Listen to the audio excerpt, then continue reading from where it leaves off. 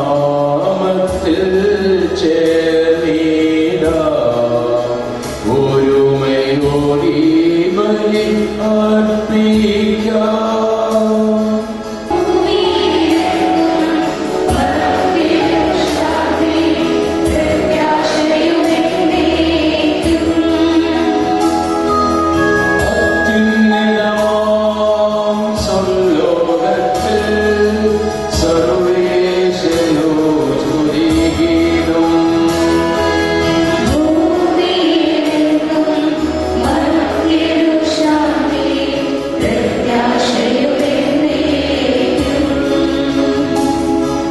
സ്വർഗ്ഗസ്ഥനായ ഞങ്ങളുടെ പിതാവേ, അങ്ങയുടെ നാമം പൂജിതമാകണമേ. അങ്ങയുടെ രാജ്യം വരണമേ. അങ്ങയുടെ തിരുമനസ്സ് സ്വർഗ്ഗത്തിലെ പോലെ ഭൂമിയിലുമാകണമേ. ഞങ്ങൾക്ക് ആവശ്യമായ ആഹാരം ഇന്ന് ഞങ്ങൾക്ക് തരണമേ. ഞങ്ങളുടെ കടക്കാരോട് ഞങ്ങൾ ക്ഷമിക്കുന്നത് പോലെ ഞങ്ങളുടെ പാപങ്ങൾ ഞങ്ങളോട് ക്ഷമിക്കണമേ. ഞങ്ങളെ പ്രലോഭനത്തിൽ ഉൾപ്പെടുത്തരുതേ. ദുഷ്ടാരൂപിയിൽ ഞങ്ങളെ രക്ഷിക്കണമേ.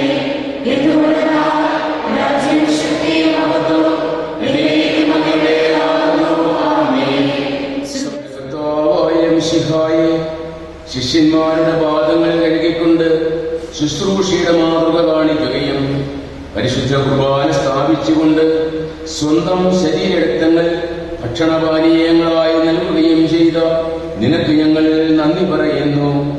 സ്നേഹത്തിന്റെ കൂദാശയായി നീ സ്ഥാപിച്ചു നൽകിയ ഈ ദിവ്യരഹസ്യങ്ങൾ നിർമ്മല മനസ്സാക്ഷിയോടും വിശുദ്ധ വിചാരങ്ങളോടും കൂടി അർപ്പിക്കുവാൻ ഞങ്ങളെ യോഗ്യരാക്കണമേ. സകലത്തിന്റെയും നാഥായ നീക്കും. കർത്താവിനെ നിങ്ങൾ പ്രകീർത്തിക്കുവിൻ. അവൻ നല്ലവനാകുന്നു. അവന്റെ കാരുണ്യം അനന്തമാണ്. കർത്താവിനെ നിങ്ങൾ പ്രകീർത്തിക്കുവിൻ. അവൻ നല്ലവനാകുന്നു. അവന്റെ കാരുണ്യം അനന്തമാണ്. മഹോന്നതനായ ദൈവത്തെ പ്രകീർത്തിക്കുവിൻ. അവന്റെ കാരുണ്യം അനന്തമാണ്. കർത്താവിനെ നിങ്ങൾ പ്രകീർത്തിക്കുവിൻ. അവൻ നല്ലവനാകുന്നു. അവന്റെ കാരുണ്യം അനന്തമാണ്. നാഥന്മാരുടെ നാഥനെ പ്രകീർത്തിക്കുവിൻ. അവന്റെ കാരുണ്യം അനന്തമാണ്. കർത്താവിനെ നിങ്ങൾ പ്രകീർത്തിക്കുവിൻ. അവൻ നല്ലവനാകുന്നു. അവന്റെ കാരുണ്യം അനന്തമാണ്. ഈജിപ്തിലെ കടിഞ്ഞൂൽത്തരയെ സംഹരിച്ചവനെ പ്രകീർത്തിക്കുവിൻ. കർത്താവിനെ നിങ്ങൾ പ്രകീർത്തിക്കുവിൻ. അവൻ നല്ലവനാകുന്നു. അവന്റെ കാരുണ്യം അനന്തമാണ്. അവരുടെ ഇടയിൽ നിന്ന് ഇസ്രായേൽ ജനത്തെ മോചിപ്പിച്ചവനെ പ്രകീർത്തിക്കുവിൻ. കർത്താവിനെ നിങ്ങൾ പ്രകീർത്തിക്കുവിൻ. കർത്താവേ, അങ്ങയുടെ ഭയഭക്തിജനകമായ പീഠത്തിന്റെയും ഉന്നതമായ ക്രോസിന്റെയും അലങ്കൃതവും സുത്യർഹവുമായ സിംഹാസനത്തിന്റെയും മുമ്പാകെ അങ്ങയുടെ ശുശ്രൂഷകരായ ഭവ്യന്മാർ ഇടപെടാതെ സ്തുതിക്കുകയും ശ്രാപ്യന്മാർ പരിശുദ്ധനെന്ന് നിരന്തരം ഘോഷിക്കുകയും ചെയ്യുന്നു. അവരോട് ചേർന്ന് ഞങ്ങളും അങ്ങേക്ക് ഭയഭക്തികളോടെ സ്തുതിയും ബഹുമാനവും കൃതജ്ഞതയും ആരാധനയും സമർപ്പിക്കുന്നു. പിതാവും പുത്രനും പരിശുദ്ധാത്മാവുമായ സർവേശ്വരായ എന്നേക്കും.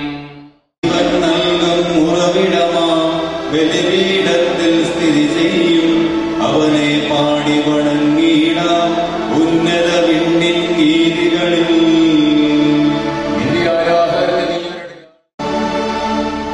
ഞങ്ങളുടെ ദൈവമായ കർത്താവേ, അങ്ങയുടെ അനന്തമായ കരുണയും നിരന്തരമായ വിമാനയും ഓർത്ത് ഞങ്ങൾ അങ്ങേ ആരാധിക്കുകയും പോഴ്ത്തുകയും ചെയ്യുന്നു. പിതാ പുത്രൻ പരിശുദ്ധാത്മാവുമായ സർവേശ്വരായ എന്നേക്കും.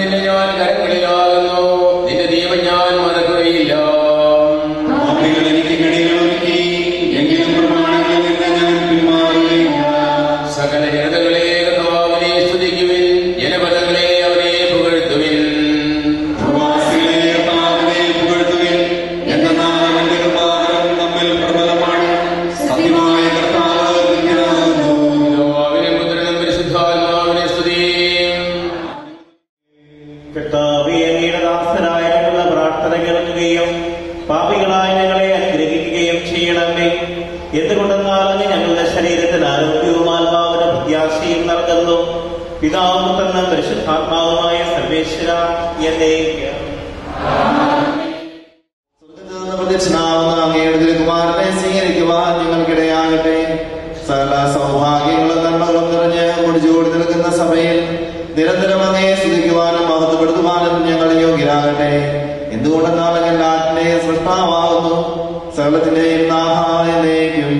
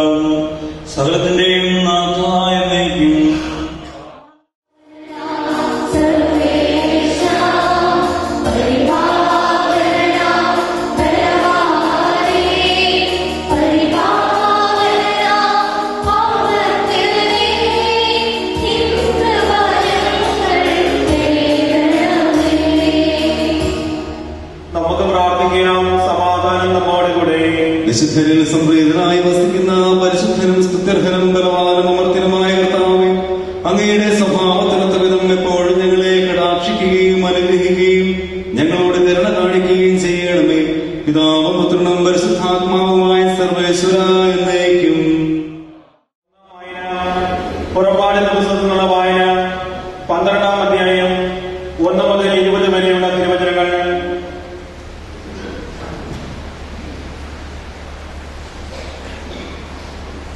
കർത്താവ് ഈജിപ്തിൽ വെച്ച് മോശയോടും അഹരോനോടും അരുളി ചെയ്തു, ഈ മാസം നിങ്ങൾക്ക് വർഷത്തിന്റെ ആദ്യ മാസമായിരിക്കണം. ഇസ്രായേൽ സമൂഹത്തോട് മുഴുവൻ പറയുവിൻ, ഈ മാസം 10-ാം ദിവസം ഓരോ കുടുംബത്തലവനും ഓരോ ആട്ടുകുട്ടിയെ കരുതി വെക്കണം. ഒരു വീടിന് ഒരു ആട്ടുകുട്ടി എന്നുവിധം. ഏതെങ്കിലും കുടുംബം ഒരു ആട്ടുകുട്ടിയെ മുഴുവൻ ഭക്ഷിക്കുവാൻ മാത്രം വലുതല്ലെങ്കിൽ ആളുകളുടെ എണ്ണം നോക്കി അയൽ കുടുംബത്തെയും പങ്കുചേർക്കട്ടെ. ഭക്ഷിക്കുവാനുള്ള കഴിവ് പരിഗണിച്ച് വേണം ഒരാടിന് വേണ്ട ആടുകളുടെ എണ്ണം നിശ്ചയിക്കുവാൻ. കോലാടിൽ നിന്നോ ചെമ്മരിയാടിൽ നിന്നോ ആട്ടുകുട്ടിയെ തിരഞ്ഞെടുത്തു കൊള്ളുക. എന്നാൽ അത് 1 വയസ്സുള്ളതും ഊനമറ്റതുമായ മുട്ടാടായിരിക്കണം. ഈ മാസം 14 ദിവസം വരെ അതിനെ സൂക്ഷിക്കണം. ഇസ്രായേൽ സമൂഹം മുഴുവൻ തങ്ങളുടെ ആട്ടിൻകുട്ടികളെ അന്ന് സന്ധ്യയ്ക്ക് കൊല്ലണം. അതിന്റെ രക്തത്തിൽ നിന്ന് കുറച്ചെടുത്ത് ആടിനെ ഭക്ഷിക്കുവാൻ കൂടിയിരിക്കുന്ന വീടിന്റെ 2 കട്ടിലക്കാരിലും മേൽപ്പടിയിലും പുരട്ടണം. അവർ അതിന്റെ മാംസം തീയിൽ ചുട്ട് പുളിപ്പില്ലാത്ത അപ്പവും കൈപ്പുള്ള ഇലകളും കൂട്ടി അന്ന് രാത്രി ഭക്ഷിക്കണം. ചുട്ടല്ലാതെ പച്ചയായോ വെള്ളത്തിൽ വേവിച്ചോ ഭക്ഷിക്കരുത്. അതിനെ മുഴുവനും തലയും കാലും ഉൾഭാവം അടക്കം ചുട്ടു ഭക്ഷിക്കണം. പ്രഭാതമാകുമ്പോൾ അതിൽ യാതൊന്നും അവശേഷിക്കരുത്. എന്തെങ്കിലും മിച്ചം വന്നാൽ തീ ദഹിപ്പിക്കണം. ഇപ്രകാരമാണ് അത് ഭക്ഷിക്കേണ്ടത്. അരമുറുക്കി ചെരുപ്പുകൾ അണിഞ്ഞ് വടി കൈയിലേന്തി തെളിക്കത്തിൽ ഭക്ഷിക്കണം. കാരണം അത് കർത്താവിന്റെ പെസഹയാണ്. ആ രാത്രി ഞാൻ ഈജിപ്തിലൂടെ കടന്നുപോകും. ഈജിപ്തിലെ മനുഷ്യരുടെയും മൃഗങ്ങളുടെയും ആദിജാതരെയും എല്ലാം ഞാൻ സംഹരിക്കും. ഈജിപ്തിലെ ദേവന്മാരെയെല്ലാം എനിക്കെതിരായ ഞാൻ ശിക്ഷാവിധി നടത്തും. ഞാനാണ് കർത്താവ്. കട്ടിലയിലുള്ള രക്തം നിങ്ങൾ ആ വീട്ടിൽ താമസിക്കുന്നുവെന്നതിന്റെ അടയാളമായിരിക്കും. അത് കാണുമ്പോൾ ഞാൻ നിങ്ങളെ കടന്നുപോകും. ഞാൻ ഈജിപ്തിനെ വിവരിക്കുമ്പോൾ ആ ശിക്ഷ നിങ്ങളെ ബാധിക്കുകയില്ല. ഈ ദിവസം നിങ്ങൾക്കൊരു സ്മരണ ദിനമായിരിക്കട്ടെ. ഇത് തലമുറ തോറും കർത്താവിന്റെ തിരുനാളായി നിങ്ങൾ ആചരിക്കണം. ഇത് നിങ്ങൾക്ക് എന്നേക്കും ഒരു കൽപ്പനയായിരിക്കും. നിങ്ങൾ 7 ദിവസം ദിവസം പുളിപ്പില്ലാത്തപ്പം ഭക്ഷിക്കണം. ഒന്നാം ദിവസം തന്നെ നിങ്ങളുടെ വീടുകളിൽ നിന്ന് പുളിമാവ് നീക്കം ചെയ്യണം. 1 മുതൽ 7 വരെയുള്ള ദിവസങ്ങളിൽ ആരെങ്കിലും പുളിച്ച അപ്പം ഭക്ഷിച്ചാൽ അവൻ ഇസ്രായേലിൽ നിന്ന് വിച്ഛേദിക്കപ്പെടണം. 1-ാം ദിവസവും 7-ാം ദിവസവും നിങ്ങൾ വിശുദ്ധ സമ്മേളനം വിളിച്ചു കൂട്ടണം. ആ ദിവസങ്ങളിൽ വേല ചെയ്യരുത്, എന്നാൽ ഭക്ഷിക്കുവാനുള്ളത് പാകം ചെയ്യാം. പുളിപ്പില്ലാത്ത അപ്പത്തിന്റെ തിരുനാളെന്ന് നിങ്ങൾ ആചരിക്കണം. കാരണം അമ്പരമനവരതം ദൈവമഹത്വത്തെ വാഴ്ത്തി പാടുന്നു. സിംഹഭാവിൻ ഗീതികളാൽ ഹല്ലേലൂയ ഗീതികളാൽ കർത്താവിൻ തിരുവസവാദൻ നിർമ്മലമാകും അനുസ്മരണം കൊണ്ടാടാം ഇന്നീ വേദികയിൽ.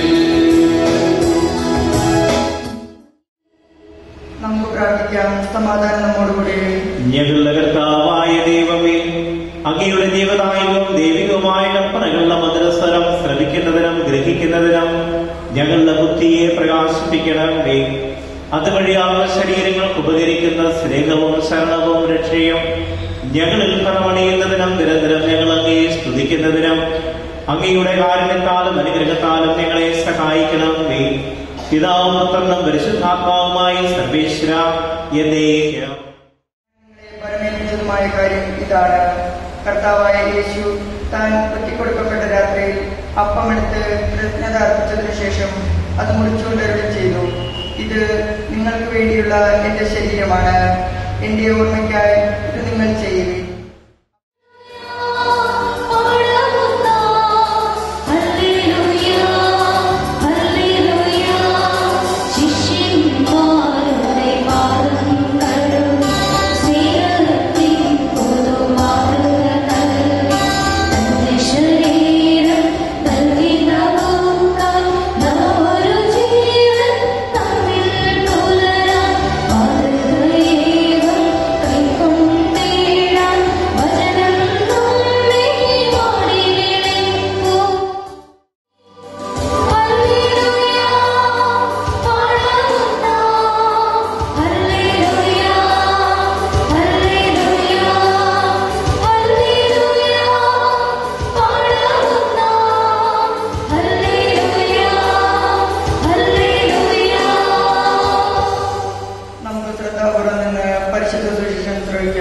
സമാധാനം നിങ്ങളോടുകൂടെ. വിശുദ്ധ യോഹന്നാൻ വിശുദ്ധ മത്തായിയിൽ അറിയിച്ച നമ്മുടെ കർത്താവ് യേശു മിശിഹായുടെ പരിശുദ്ധ സുവിശേഷം. ഈ ലോകം വിട്ട് പിതാവിന്റെ സന്നിധിയിലേക്ക് പോകാനുള്ള സമയമായി എന്ന് പെസഹ തിരുനാളിന് മുമ്പ് യേശു അറിഞ്ഞു. ലോകത്തിൽ തനിക്ക് സ്വന്തമായുള്ളവരെ അവൻ സ്നേഹിച്ചു, അവസാനം വരെ സ്നേഹിച്ചു. അത്താഴ സമയത്ത് പിശാച് ശിമിയോന്റെ പുത്രനായ യൂദാസ് കറിയോത്തായുടെ മനസ്സിൽ ഈശോയെ ഒറ്റിക്കൊടുക്കുവാൻ തോന്നിച്ചു. പിതാവ് സകലതും തന്റെ കരങ്ങളിൽ ഏൽപ്പിച്ചിരിക്കുന്നുവെന്നും താൻ ദൈവത്തിൽ നിന്ന് വരികയും ദൈവത്തിലേക്ക് പോവുകയും ചെയ്യുന്നുവെന്നും ഈശോ അറിഞ്ഞു. അത്താഴത്തിനിടയിൽ അവൻ എഴുന്നേറ്റ് മേലങ്കി മാറ്റി ഒരു തൂവാലയെടുത്ത് അരയിൽ കെട്ടി. അനന്തരം ഒരു താലത്തിൽ വെള്ളമെടുത്ത് ശിഷ്യന്മാരുടെ പാദങ്ങൾ കഴുകാനും അരയിൽ ചുറ്റിയിരുന്ന തൂവാല കൊണ്ട് തുടയ്ക്കാനും തുടങ്ങി. അവൻ ശിമിയോൻ പത്രോസിന്റെ അടുത്തെത്തി. പത്രോസ് അവനോട് ചോദിച്ചു, കർത്താവേ, നീ എന്റെ കാൽ കഴുകുകയോ? ഈശോ പറഞ്ഞു, ഞാൻ ചെയ്യുന്നത് എന്തെന്ന് ഇപ്പോൾ നീ അറിയുന്നില്ല, എന്നാൽ പിന്നീട് അറിയും. പത്രോസ് പറഞ്ഞു, നീ ഒരിക്കലും എന്റെ പാദം കഴുകരുത്. ഈശോ പറഞ്ഞു, ഞാൻ നിന്നെ കഴുകുന്നില്ലെങ്കിൽ നിനക്ക് എന്നോട് കൂടെ പങ്കില്ല. ശിമിയോൻ പത്രോസ് പറഞ്ഞു, കർത്താവേ, എങ്കിലും എന്റെ പാദങ്ങൾ മാത്രമല്ല കരങ്ങളും ശിരസ്സും കൂടി കഴുകണമേ. ഈശോ പ്രതിവചിച്ചു, കുളി കഴിഞ്ഞവന്റെ കാലുകൾ മാത്രമേ കഴുകേണ്ടതുള്ളൂ, അവൻ മുഴുവൻ ശുദ്ധിയായിരിക്കും. നിങ്ങൾ ശുദ്ധിയുള്ളവരാണ്, എന്നാൽ എല്ലാവരുമല്ല. തന്നെ ഒറ്റിക്കൊടുക്കുന്നവൻ ആരാണെന്ന് അവൻ അറിഞ്ഞിരുന്നു. അതുകൊണ്ടാണ് നിങ്ങളിൽ എല്ലാവരും ശുദ്ധിയുള്ളവരല്ല എന്ന് അവൻ പറഞ്ഞത്. അവരുടെ പാദങ്ങൾ കഴുകിയതിനു ശേഷം അവൻ മേലങ്കി ധരിച്ച് സ്വസ്ഥാനത്തിരുന്ന് അവരോട് പറഞ്ഞു, ഞാൻ എന്താണ് നിങ്ങൾക്ക് ചെയ്തതെന്ന് നിങ്ങൾ അറിയുന്നുവോ? നിങ്ങൾ എന്നെ ഗുരുവെന്നും കർത്താവ് എന്നും വിളിക്കുന്നു, അത് ശരി തന്നെ. ഞാൻ ഗുരുവും കർത്താവുമാണ്. നിങ്ങളുടെ ഗുരുവും കർത്താവുമായ ഞാൻ നിങ്ങളുടെ പാദങ്ങൾ കഴുകിയെങ്കിൽ നിങ്ങളും പരസ്പരം പാദങ്ങൾ കഴുകണം. അവർ ഭക്ഷിച്ചുകൊണ്ടിരിക്കുമ്പോൾ ഈശോ അപ്പമെടുത്ത് ആശീർവദിച്ച് മുറിച്ച് ശിഷ്യന്മാർക്ക് കൊടുത്തുകൊണ്ട് അരുളി ചെയ്തു, വാങ്ങി ഭക്ഷിക്കുവിൻ, ഇത് എന്റെ ശരീരമാണ്. അനന്തരം പാനപാത്രമെടുത്ത് കൃതജ്ഞതാസ്തോത്രം ചെയ്ത് അവർക്ക് കൊടുത്തുകൊണ്ട് പറഞ്ഞു, നിങ്ങളെല്ലാവരും ഇതിൽ നിന്ന് വാങ്ങി പാനം ചെയ്യുവിൻ. ഇത് പാപമോചനത്തിനായി അനേകർക്ക് വേണ്ടി ചിന്തപ്പെടുന്നതും ഉടമ്പടിയുമായ എന്റെ രക്തമാണ്. ഞാൻ നിങ്ങളോട് പറയുന്നു, എന്റെ പിതാവിന്റെ രാജ്യത്തിൽ നിങ്ങളോടൊത്ത് നവമായി ഇത് പാനം ചെയ്യുന്ന ദിവസം വരെ മുന്തിരിയുടെ ഈ ഫലത്തിൽ നിന്ന് ഞാൻ വീണ്ടും കുടിക്കുകയില്ല. സ്തോത്രഗീതം ആലപിച്ച ശേഷം അവർ ഒലിവുമലയിലേക്ക് പോയി.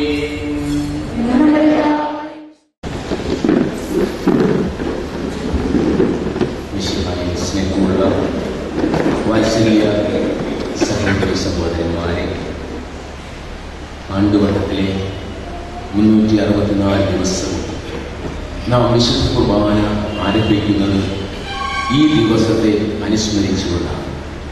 അന്ന് പെസഹ തിരുനാളിൽ കർത്താവ് അരുളിയ കൽപ്പന, ഈ ദിവസം കർത്താവ് നമുക്ക് നൽകിയ കൽപ്പനയാണ് ഓരോ ദിവസവും വിശുദ്ധ കുർബാനയ്ക്ക് നമ്മെ പ്രചോദിപ്പിക്കുന്നതും നമുക്ക് ശക്തി പകരുന്നതും. ആ കൽപ്പന അതിൻ്റെ പൂർണ്ണമായ രൂപമാണ് ഇന്ന് ഈ ആരാധനയിലൂടെ നാം അനുസ്മരിക്കുകയും ആചരിക്കുകയും ചെയ്യും. നമുക്കറിയാം, പെസഹ ഇസ്രായേൽ ജനത്തെ സംബന്ധിച്ചിടത്തോളം അവരുടെ വലിയ വിമോചനത്തിന്റെ ദിവസമായിരുന്നു. പിന്നീട് അതിന്റെ അനുസ്മരണമായി മാറി. കർത്താവ് നൽകിയ വിമോചനമാണ് പെസഹ തിരുനാളിൽ ഇസ്രായേൽ ജനം ആദരവോടും ഭക്തിയോടും കൂടി ആചരിച്ചിരുന്നത് എന്ന് പഴയ നിയമത്തിൽ നിന്ന് നാം വായിച്ച് കേൾക്കുകയുണ്ടായി. എങ്കിലും ക്രമേണ പെസഹ ആചരണത്തിലുണ്ടായ വൈരുദ്ധ്യങ്ങൾ പ്രവാചകരിലൂടെ ഇന്ന് നാം ശ്രവിക്കുകയാണ്. കർത്താവ് പെസഹ ആചരണത്തിൽ വന്ന വൈകല്യങ്ങളെ കുറ്റപ്പെടുത്തുകയും യഥാർത്ഥ പെസഹ ആചരണത്തിലേക്ക് തന്റെ ജനത്തെ മാടി വിളിക്കുകയും ചെയ്യുന്നുണ്ട്. ഇപ്രകാരമുള്ള പിതാവിന്റെ ആഹ്വാനം അതിന്റെ പൂർണ്ണതയിൽ സ്വീകരിച്ചുകൊണ്ട് പുത്രൻ നടത്തുന്ന പെസഹ ആചരണമാണ് ഈ ദിവസത്തിന്റെ അർത്ഥപൂർണത മുഴുവൻ നമുക്ക് നൽകുന്നത്. യഥാർത്ഥത്തിൽ പെസഹ തിരുനാളിൽ കർത്താവ് നമുക്കായി നൽകിയ കൃപ പരിശുദ്ധ കുർബാനയാണ്. പരിശുദ്ധ കുർബാന സ്ഥാപിച്ച ദിവസമാണ് പെസഹ തിരുനാളായിട്ട് നാം ആചരിക്കുന്നത്. ഞാൻ സൂചിപ്പിച്ചതുപോലെ അതിന്റെ അനുസ്മരണമാണ് എല്ലാ ദിവസവും കർത്താവിന്റെ അൾത്താരയിൽ നാം ആചരിക്കുകയും അനുഷ്ഠിക്കുകയും ചെയ്യുന്നത്. ഇപ്രകാരം ആചരിക്കപ്പെടുന്ന ഈ പെസഹായിൽ കർത്താവ് നമുക്ക് നൽകിയ വിശുദ്ധ കുർബാനയുടെ അർത്ഥതലങ്ങൾ നമ്മുടെ ഓരോരുത്തരുടെയും ബോധമണ്ഡലങ്ങളെ പ്രകാശിപ്പിക്കുകയും അതിന്റെ ആഴങ്ങളിലേക്ക് കടക്കുവാൻ നമ്മെ പ്രചോദിപ്പിക്കുകയും ചെയ്യുന്നു. നമുക്കറിയാം, വിശ്വാസ വർഷം ആചരിക്കുന്ന ഈ അവസരത്തിൽ നമ്മുടെ വിശ്വാസത്തിന്റെ കേന്ദ്ര തലത്തിൽ നിൽക്കുന്ന വിശുദ്ധ കുർബാനയെ കുറിച്ചുള്ള പരിചിന്തനം, അതിന്റെ അർത്ഥതലങ്ങൾ മനസ്സിലാക്കുവാനുള്ള പരിശ്രമം നമ്മുടെ വിശ്വാസത്തെ ദൃഢതരമാക്കുകയും വിശ്വാസ വർഷ ആചരണത്തിന് അർത്ഥവ്യാപ്തി നൽകുകയുമാണ് ചെയ്യുന്നത്. അതേ വിശുദ്ധ കുർബാന സ്ഥാപിച്ചുകൊണ്ടാണ് പെസഹ തിരുനാളിനെ അതിന്റെ പൂർണ്ണതയിലേക്ക് കർത്താവ് ഉയർത്തിയത്. ഇപ്രകാരം പെസഹ കർത്താവ്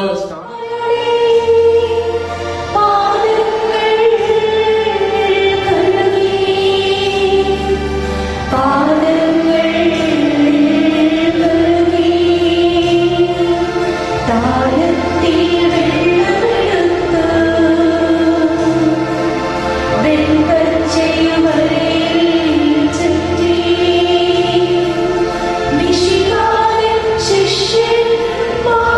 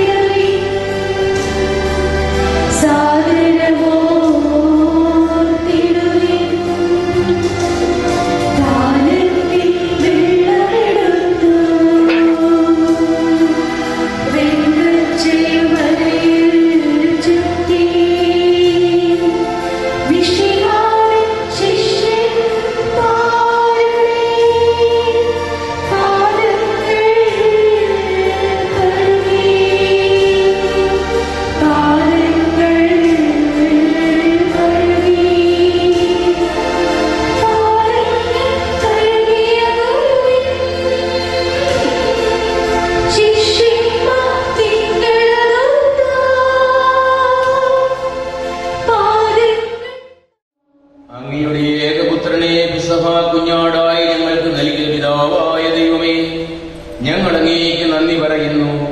അങ്ങയുടെ മഹനീയമായ ഈ ദാനം പരസ്പര സ്നേഹത്തിൽ ജീവിക്കുവാൻ ഞങ്ങളെ ശക്തരാക്കട്ടെ. അവിടുത്തെ തിരുശരീരരക്തങ്ങൾ ഞങ്ങൾക്ക് നിത്യസൗഭാഗ്യത്തിന് കാരണമായി തീരുകയും ചെയ്യട്ടെ.